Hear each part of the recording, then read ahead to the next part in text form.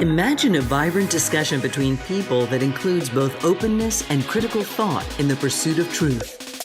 The Purchasing Truth podcast is an experience, a journey, an exploration of the impact that negative messages in politics and the media have on our families, community, society, and nation. Join your hosts, Bill Sterling and Tom Hazard, to discover new concepts and language strategies that will reveal effective ways of establishing truth. This podcast series will tackle current events, leadership challenges, healthcare confusion, integrity in business, and many other areas that affect us all. Gain clarity and understanding of the various truth perspectives. Welcome to Purchasing Truth. Hey everyone, welcome back to Purchasing Truth. I'm Tom Hazard, along with your host Bill Sterling. And Bill, we're going to pick up from where we left off last time, talking about Truth and Brand America. And I think there's some very, again, current, relevant,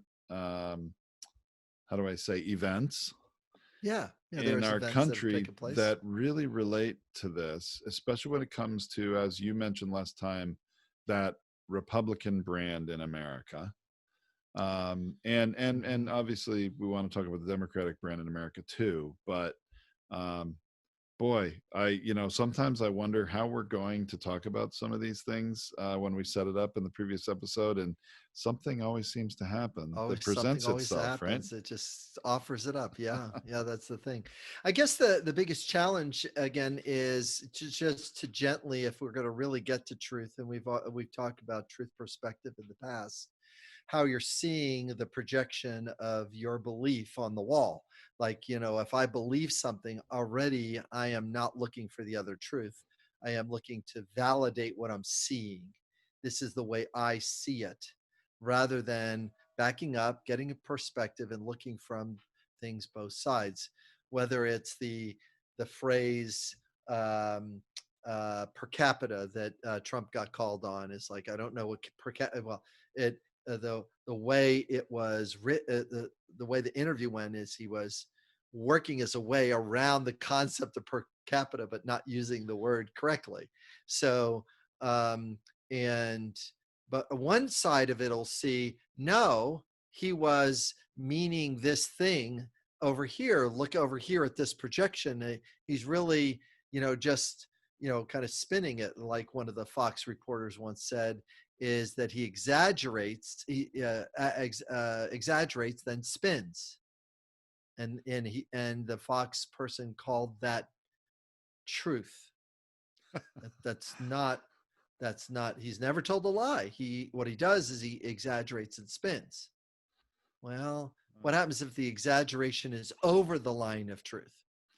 And that part is very, very difficult, in messaging, because we want to be able to make our decisions on facts more than we want to make our decisions on speculation. We can play with the speculation. We can move into idea and creativity and maybe find an alternative solution to something, but we don't want to depart from the fact, and great innovation takes place when we start with a fact and then we build upon it, and then we look at that fact and say, how is this fact come into being? And that's where we get to question our beliefs.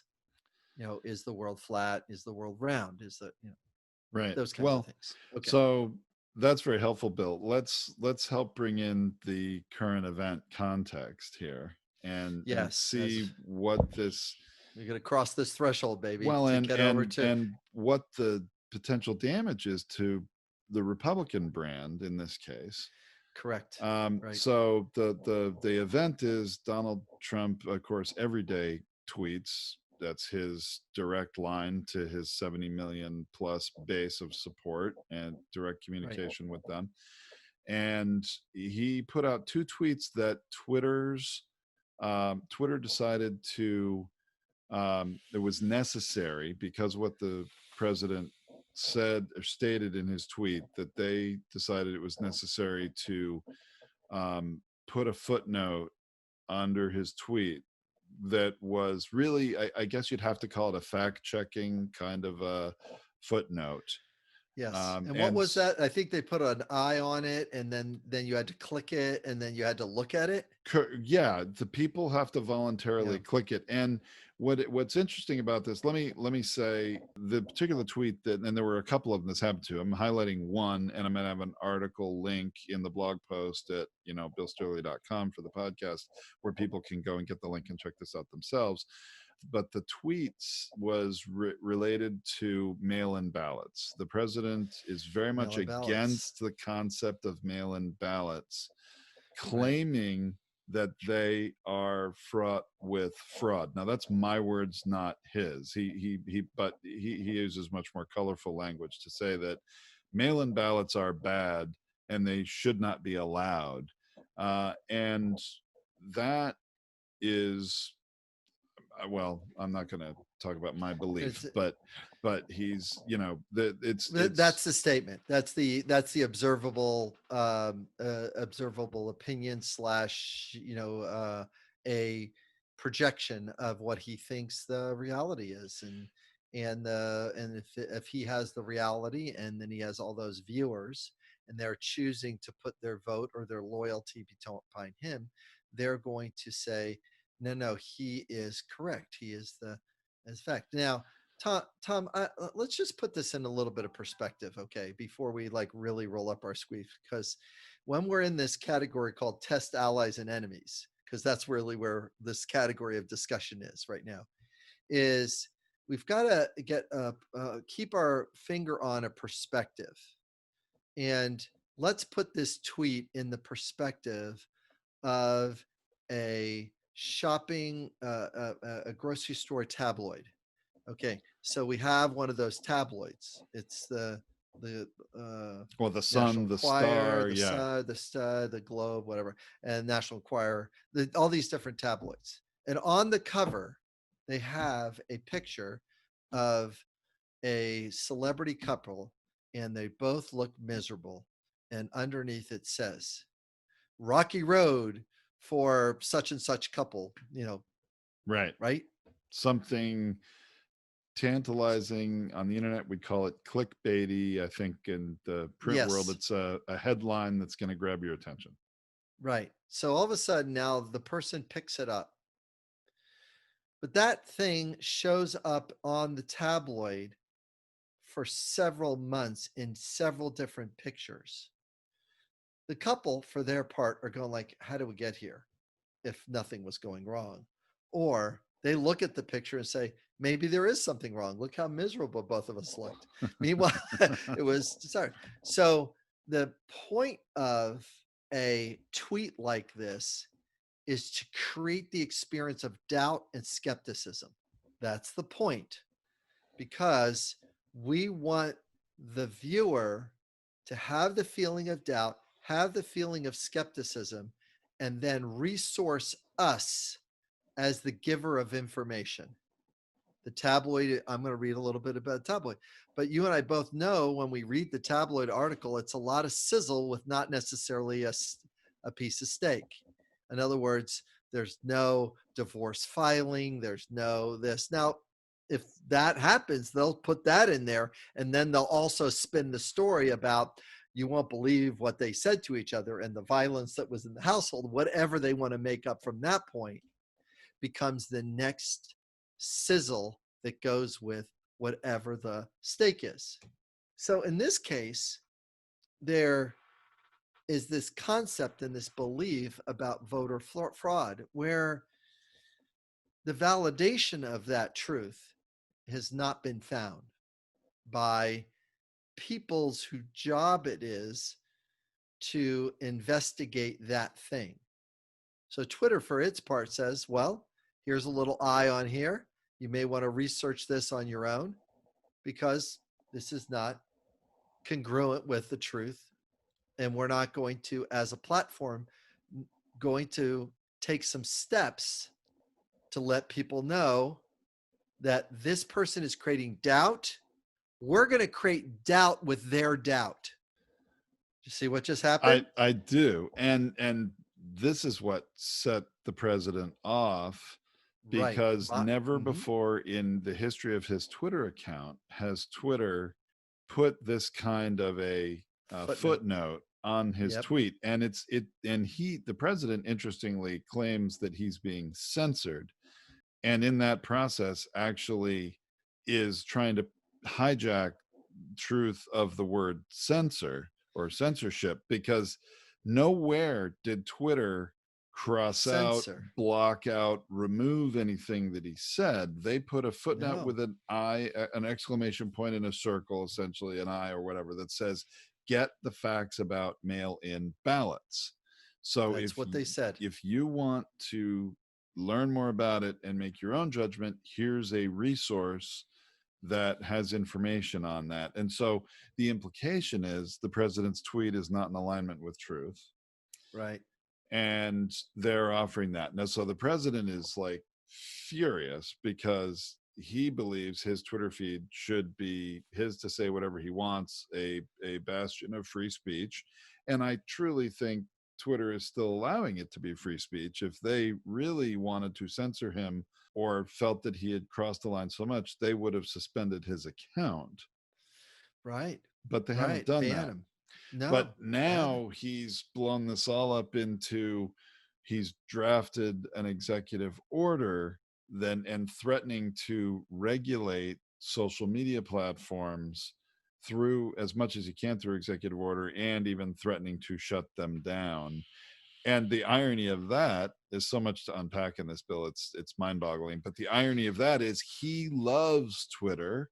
He Right. needs Twitter Right. because he is much more brazen and outspoken Yeah. and making hyperbolic claims and statements on Twitter than he even does on television when he's being interviewed, or even from his own podium and in a press briefing. It's all about eyeballs. So, right. So, I mean, he It's all doesn't about want eyeballs. to shut down Twitter at the end of the No. day, you know? See, it's one of the biggest challenges that adults speak versus 12-year-old speak. And when a 12-year-old or a 13-year-old or 14-year-old is doing things and behaving in ways that the parent can't do anything, it doesn't seem like they can do anything about, the more pressure they put on the kid, the worse the kid is towards them.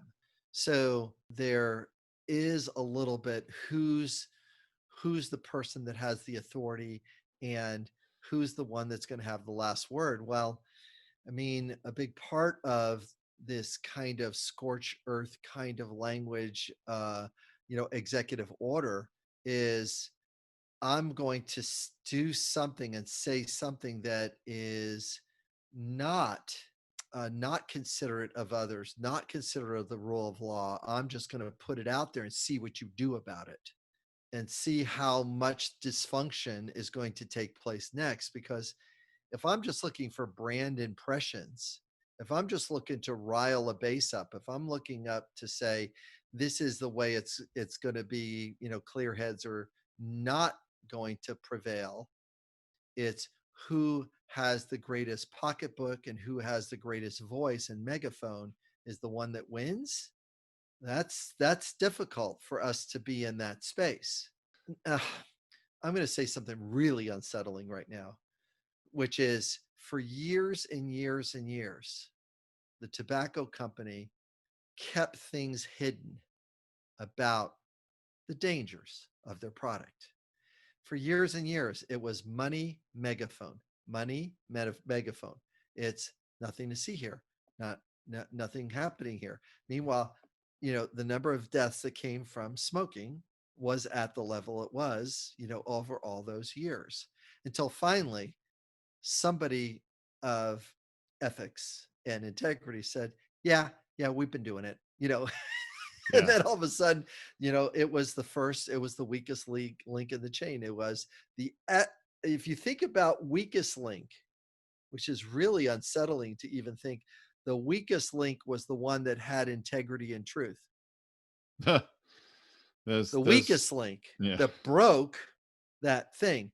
What's wound up happening right now to the Republican Party is that there's no place for them to stand. There's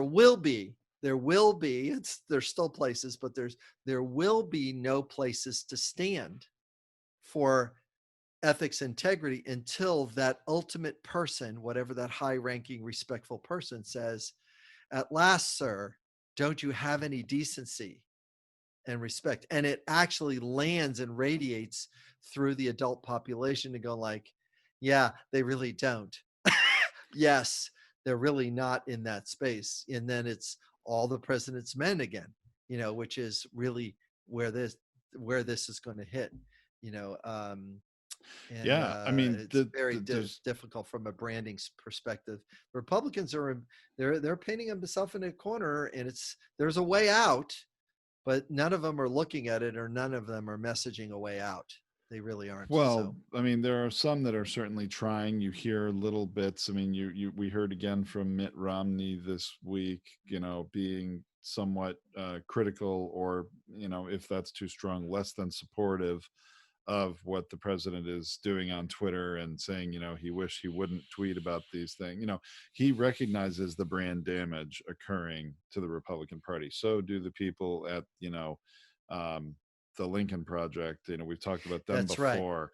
That's right. But That's right. now the president is trying to, if he does actually sign this executive order, I'm sure this thing is going to get caught up in the courts and be an emergency petition, probably in front of the Supreme Court, because what he's doing here is really not in alignment with separation of powers and the laws that exist. And the internet, there's actually a specific, what he's trying to do is to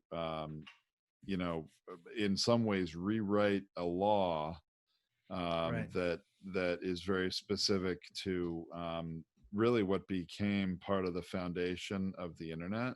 Right. And there's and I forget, I'm gonna have to find another article and put it in the blog post, Bill, but there's like 26 words or something in a particular law that have made the internet and internet platforms like this not subject to the same regulations and laws as newspapers and magazines when it comes to certain kinds of lawsuits. Right. And the president's trying to, of course, go to where he feels very safe in suing whoever he's up against, because he feels he can outlast them, and has more money than them. And of course, now being president, it's the Justice Department that would probably be suing. Right. To Right.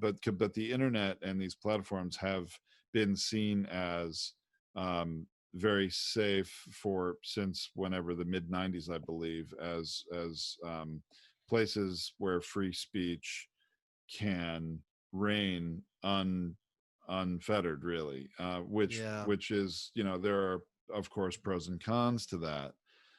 But there's a lot of speculation that Twitter is going to lose because Trump's megaphone is too big, because Twitter is too small.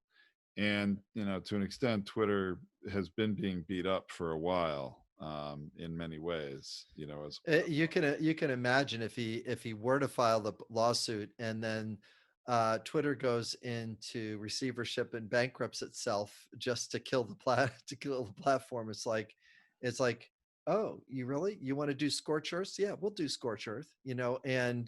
And then all of a sudden it's like, wait a minute, you just took all these voices out, and your own, because you're saying that no, one voice is more important than all the voices uncensored.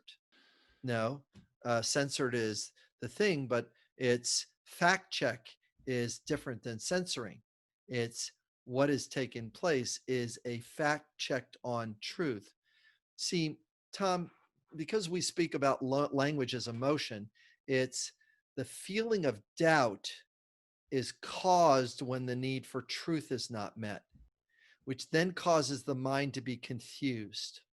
After doubt, you get confusion. Well, once you get confusion, then you can hijack somebody with an alternate reality. Well, it could be this, or it could be this. As soon as skeptical shows up, the need for trust isn't met. Trust is the activator.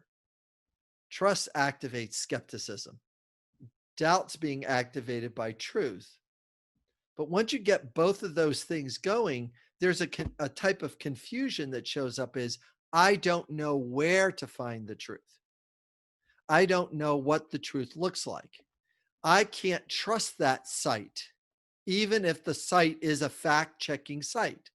So somebody put up a post, and this is, one of the things I check the environment to see what the environment is going to do when I take a look at something. So there's been an old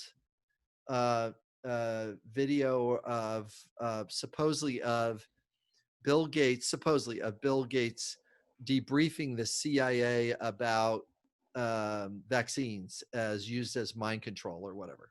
That's what the video was about, right? Okay, yeah.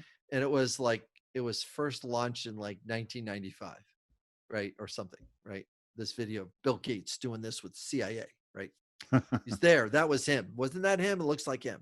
Okay. So one of these fact checking sites, Snopes, has it on there that this is a hoax. It's disproven. Okay. This is a hoax. There's no validation on it. But yet this video somebody sent to me recently on the internet. I got it in, on as a message or a post or something. Somebody sent it. And I was going like, is this thing true? Because I didn't hear anything. It was the first time I ever heard of this thing. So I went out to Snopes and I found it. I said, oh, here it is there. It's a hoax. I'm extending trust to this platform. So I'm just going to repost it right next to theirs. And I got backlash. No. You cannot trust them.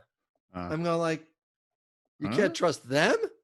They're supposed to be the fact-checking site. Right. I'm not sure if you can trust them because they also have on their site partly true. They also will split the difference if there's some parts of this post that is true and some parts of this post that is not true. And they will break out, here's the parts that are true and here's the part are not true. And, and the writer will do their best effort to fact check it in order to put it up there as partially true. The person went into this thing about it. They could not trust it, but that's what's actually happening here is that once you confuse a person, creating enough doubt, creating enough skepticism in the person's physiology, their back part of their brain, their limbic brain goes into, it's called the elephant sits down. The I don't know what to do, so I don't know what direction to go. Therefore, I am going to make it all not true because I have comfort at calling something a lie rather than doing research to find out my belief is not true.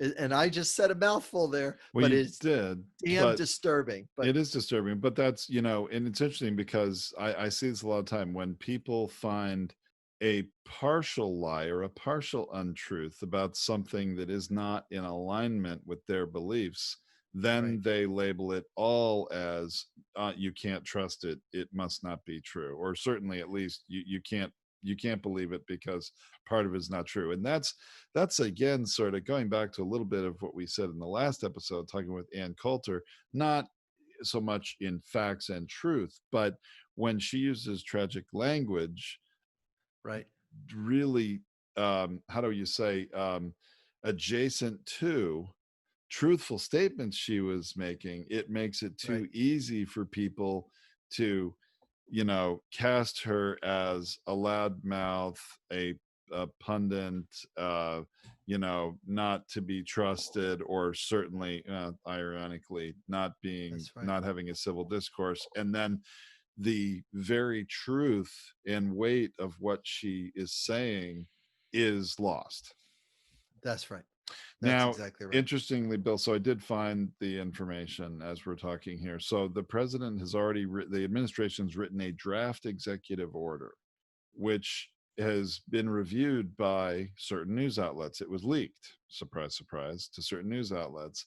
And what this draft order is targeting a law known as the Communications Decency Act, Section Wow. 230 of this law. Section 230 of this law provides broad immunity to websites that curate and moderate their own platforms. And this is sort of giving them the leeway to do that without being censoring people, without violating their Right. free speech and things like this. And it's this act has been described as by legal experts as the 26 words that created the internet, the Section 230, the 26 Right. words that created the internet, which is really what makes it hard for the Justice Department or President Trump or someday Citizen Trump from suing Twitter. And, you know, if that actually happened, I would hope that Facebook and some of the other platforms sort of band together to, you know, kind of the way in the Watergate era when the New York Times was bringing out the Pentagon Papers, and then the Washington Post did the Post. same. They were attacked by the Justice Department and the president under the guise of national security, and they Yes. banded together in the spirit of journalistic integrity and the right of the people to know, That's right. um, to Yep. you know, defend really the practice of journalism before the Supreme Court, and they won in a unanimous decision. So personally, Sure. I would hope that, you know, there may be good things that comes from the president trying to do this, if Twitter doesn't just fold. And I honestly, like I said, I don't think the president wants Twitter to fold, because that's his No, megaphone. that's his thing. His thing is so that all of a sudden it's like you're he's taking out his truth and and doing and saying things so that people cultivate doubt and skepticism in their body, that fight among yourselves, therefore you can't fight with me, and I'm going to put out this thing and I get to say it my way, because I've have the biggest megaphone and my truth is bigger than your truth. My dollars are bigger than your dollars. I know what I'm doing here and I get to do what I want. It's like, it's literally, giving, that 10-year-old and 12-year-old access to, the candy cabinet, or the rebellious 14, 15, or 16-year-old access to the liquor cabinet. I mean, Ah, yes. it's the same thing. It's like I get to drink the way I want to. I get to eat candy the way I want to. I get to, stay up all night because I'm old enough now. It's like, no, you're not. And, you got to get your rest, and I'm your parent, and you can sleep when, you cannot sleep when you're an adult. You don't have to not sleep now. As we go down this process, what is Brand America going to do with holding up the rights for freedom of speech and being able to be tolerant yet honest? See, those two words have got to sit next to each other. You got to be tolerant and honest about, what people say to each other. Is this, and it's almost like respectful language has got to make a comeback. It's like, it's one thing to use profanity and there's asterisks in there, but respectful language has got to make a comeback. It's like, you do not talk like that. If you talk like that, there are severe consequences to your financial income and your career and your things. You can talk as an adult and a compassionate thing, and you can make some choices if somebody's out of integrity, but you are not to retaliate against truth. I mean, that would be something I would prefer the Supreme Court and the court system to do something about. If somebody tells the truth and then is at the brunt of the retaliation of that truth, the the bully that's coming in and doing that to get away from, to just use a label in here to for a little bit of humor here, but the person trying to get their their respect met at the expense of truth, they've got to get, there's got to be some kind of energetic experience to it. That there's something that has got to be lost when a person does that. Well, there should be. I agree. I mean, we're all in big trouble as a See, nation if this yeah. goes on. So kind of getting into closure here, the thing I'd like for our listeners to really get a hold of is language is frequency. Language is a vibration. If we pick better words and better frequencies, things go better for us. If we take junkier words and language, it doesn't go as well for us. It's like if we see a predator, if a bird, a predatory bird flies into an area and one crow sees that predatory bird in the area, it will start sending out signals, cawing at a frequency that the predator can't hear. Let me say it one more time. At a frequency the predator can't hear. And immediately the 10 or 20 crows in the area will fly to that area and start harassing that hawk or whatever, because the language that they're speaking is more powerful than the predator that's in the area. Right now, the Republicans have got to gather their crow energy and deal with the predator that they put in the White House, as well as the other folks that are in the White House that are also causing brand damage. They've got to band together and take care of their own environment called the Republican Party. Yeah, I don't think enough of them have the will to do so.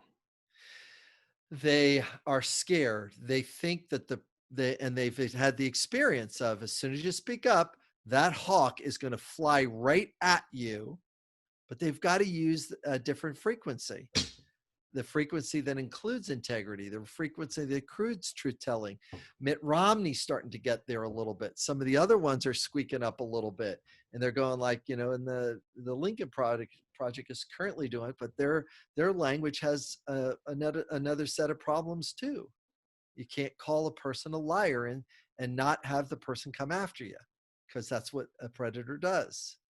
Sure. So I think truth and the frequency of language might be a possible. We have to kick around our next title a little bit, but how do you get the vibration of a group of people to move on what is your best version of what you want the party to stand for, and have Republicans recultivate that, because they are not in a place to recultivate that right now. They're just like crossing their fingers and hoping for the best.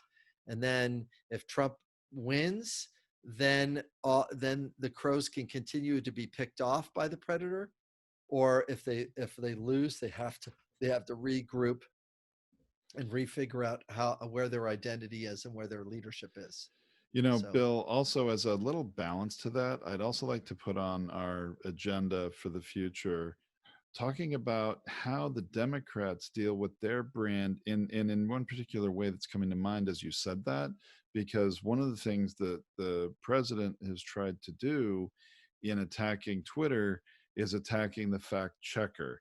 And this is pretty common. They always try to brand the fact checker as a liberal, as a Democrat, and right. cast doubt on the truth of the fact by saying that the fact checker is not impartial. The fact checker is really one of them, not one of us. Right, the bias. They're playing onto, and we've done a show or two, and we can bring the belief biases out again for a spin, because this is a great example of, once you get somebody on a bias, truth's already been hijacked. Truth is a casualty already. Well, and how do the Democrats battle that and not be painted in the corner the Republicans are trying to cast them? Correct. Right. Correct. Yeah. And I think that's where we go next. Awesome. Tom, it's been fun. Thanks a lot, everybody, for joining in with us, and looking forward to connect with you next time, or at billsturley.com. or at purchasingtruth.com. All right. Thanks, Bill. Till next time. All right. Thanks, Tom. Thank you for listening to this Purchasing Truth podcast. We trust that you have enjoyed this engaging and thought-provoking conversation. Our hope is that you've received value, found clarity, and broadened your truth perspective in this episode. If you did, leave us a review or visit our website, purchasingtruth.com. Join us again for another informative and content-rich discussion here at the Purchasing Truth podcast. Don't just accept whatever information comes your way. Join the discussion. Discover your own voice. Purchase your own truth.